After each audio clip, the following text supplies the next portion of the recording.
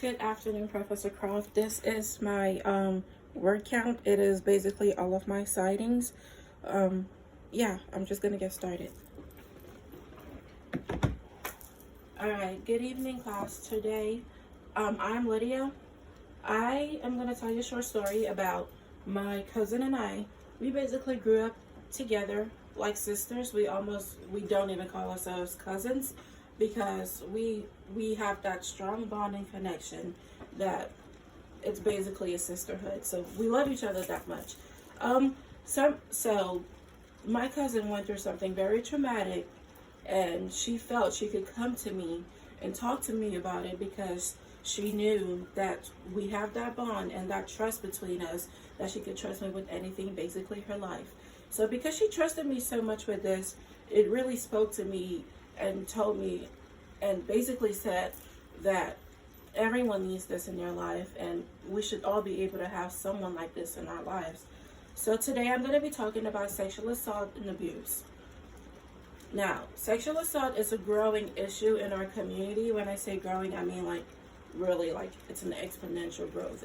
It's an alarming rate. I'm going to be talking about the acts, trauma, recovery and support, and the stats of it. Sexual assault and abuse is defined as unwanted sexual touching, attempted rape, and completed rape, forcing a victim to perform sexual acts using threats or force to force a victim to comply. All of these basically are all part of sexual assault and abuse because they all play a role in it, no matter how minor or major they are. They are all different forms of sexual assault and abuse.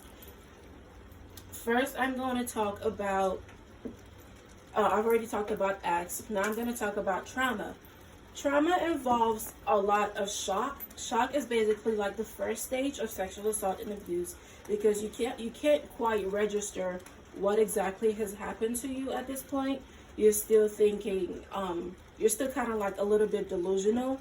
Next is fear. You finally start to recognize what has happened and how you're going to go about from that. Next is shame. Shame, a lot of people feel shame because they think that everyone around them can see what has happened to them, so they feel they need to block everyone out and they feel disgusted with themselves basically. And lastly is guilt. Most people feel guilt actually, but because they feel like what happened is their fault, and because of that they tend to blame themselves for everything that happens to them. But what I'm here to tell you is that no, the guilt is not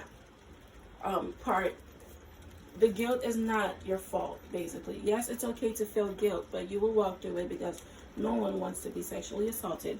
And this information is from womenshealth.org, accessed on February 28, 2020. Next, I am going to talk about recovery and support. On my presentation, I have the National Sexual Assault Hotline. There you can access it. But next about that, I'm going to talk about instincts. I suggest you listen to your instincts a lot because they are usually not wrong. Especially if you're walking home at night by yourself, I recommend you have some sort of protection. I carry around a knife, my best friend carries a taser, and I've got other friends who carry mace. It's very important to be safe and to be vigilant about your surroundings. Also, after the act has been completed to someone you know, be a friend to that person because all they need is assistance and support. They need a friend to listen to them or to just be there, just be present in their lives. Try to show them that you care about them and that what happened is not their fault.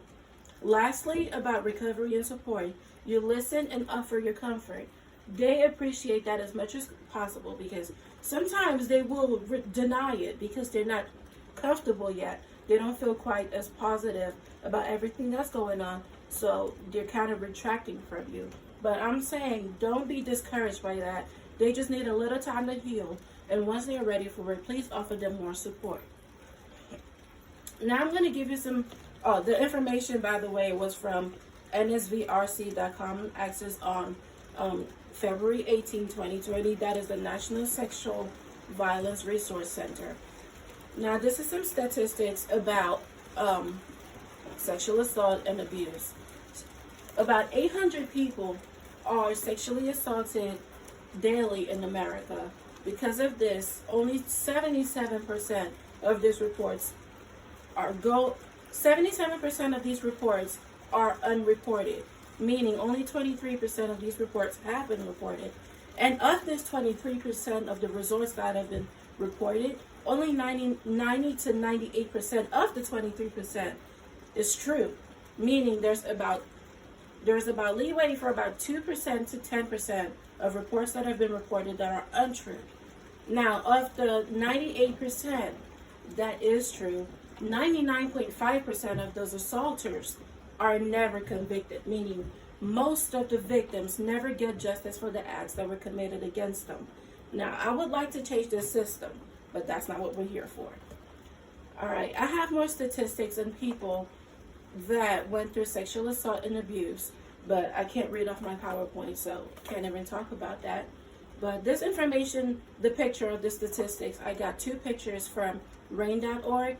I believe it's rape, abuse, I think incest, national something, I don't know. But yeah, it's listed on my PowerPoint, and but yeah, I don't know how I should do that part, but okay. But yeah, that is what I was trying to say. And to wrap everything up, I feel the need, I talked about the acts of sexual assault, the trauma, recovery and support, statistics of it. Now, I feel everyone should have someone in their life that they trust enough that they can go to if something like this were to happen to them, because everyone needs a shoulder they can cry on when things like this happen to them. Thank you very much.